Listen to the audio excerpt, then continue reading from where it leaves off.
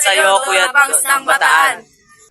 So syempre habang bumubuelo pa si Doro Bangs para maghanap ng mapalad na estudyante na mapapasayaw ng kanyang Doro Bangs signature dance, sino kaya yung apat na yun at mabibigyan ng pang snacks? Abangan nyo, panoodin nyo. So ayan yung magaganda at makukulay na damit nila, by the way.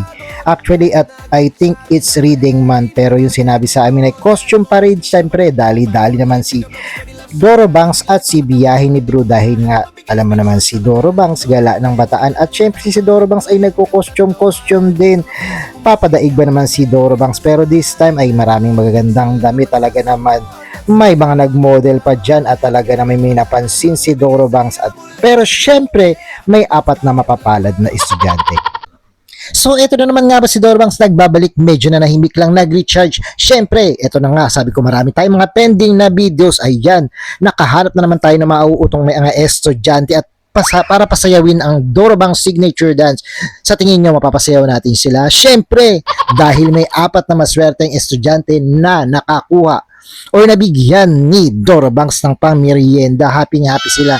Yung dalawa ay medyo late na kasi. Yung apat dyan ay nung dun pa lang sa entrance gate nandun. Pinansin nila ako at syempre natuwa sila sa itsura ni Doro Bangs at sabi ko nga nung nandun na tayo sa loob, sabi ko sayaw naman tayo ng Doro Bangs signature dance. Aba, pinasayaw ko sila at willing naman sila at sa tingin nyo magagawa ba nila ng bonggang-bongga? Yan nga energy si ate na nasa harap.